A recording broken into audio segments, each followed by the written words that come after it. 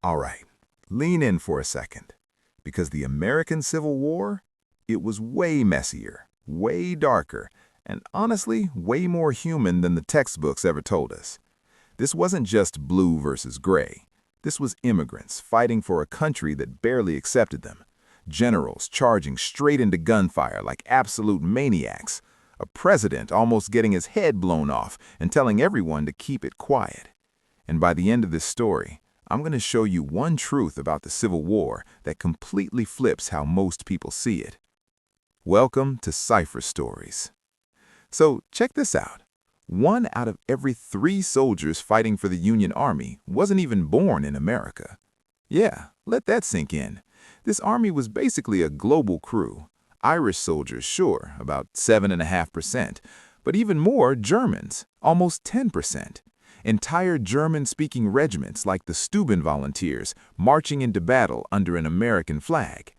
Throw in French, Italian, Polish, English, and Scottish soldiers, and suddenly this American war doesn't look so American anymore.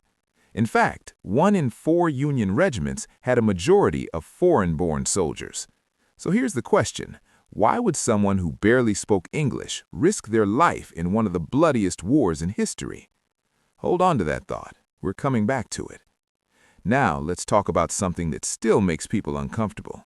Black soldiers weren't even allowed to join the Union Army until 1863, and when they finally did, the government pulled a straight-up insult.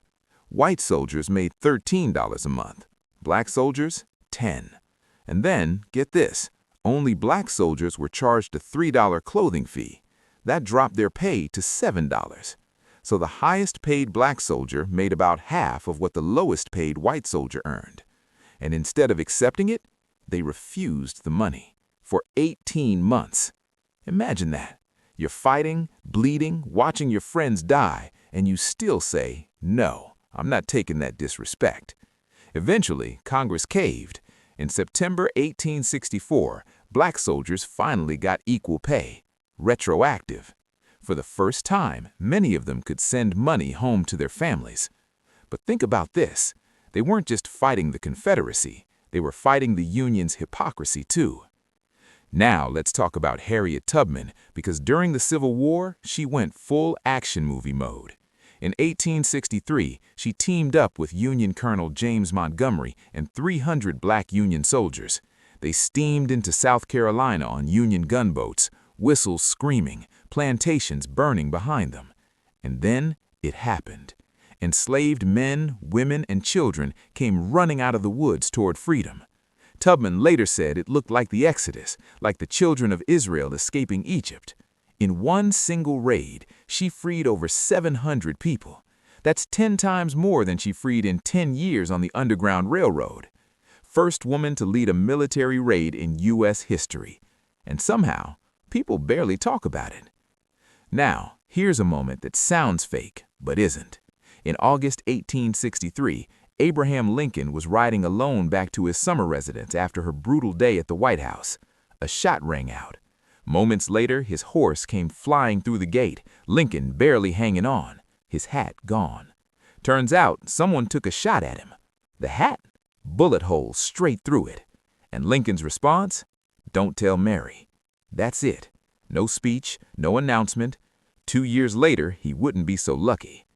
Now, let me tell you about William Tecumseh Sherman. Early in the war, Sherman told the Secretary of War he'd need 200,000 men to win. They called him insane, stripped his command, humiliated him. Sherman spiraled hard. He even wrote that he thought about ending his life. Then Ulysses S. Grant stepped in. Grant didn't see madness. He saw honesty. And later, Sherman returned the loyalty with one of the coldest lines in history. "Grant stood by me when I was crazy. I stood by him when he was drunk. And now we stand by each other always." That partnership helped end the war. Funny how history almost threw that away. People love calling Grant a butcher, but here's the uncomfortable truth. Proportionally, Robert E. Lee lost more men. Lee loved attacking head-on. It made him famous, and it slowly destroyed his army. Aggression won battles, but it lost the war. Now, here's something cold. Robert E. Lee's estate, Arlington, was seized by the Union for missing $92 in taxes. Then the Union started burying their dead right on his rose garden. The idea was simple. If Lee ever came home, he'd be forced to look at the cost of his choices. That land is now Arlington National Cemetery. Over 250,000 soldiers are buried there. And now, here's the truth most people don't like hearing.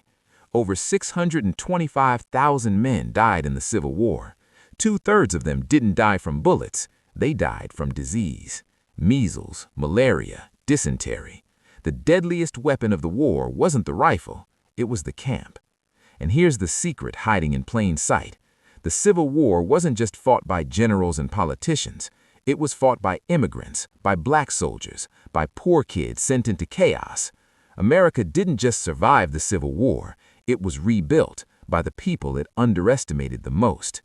And maybe that's why this war still haunts us, because it shows who really paid the price for the country we live in today. This is Cipher Stories, and this was one of them.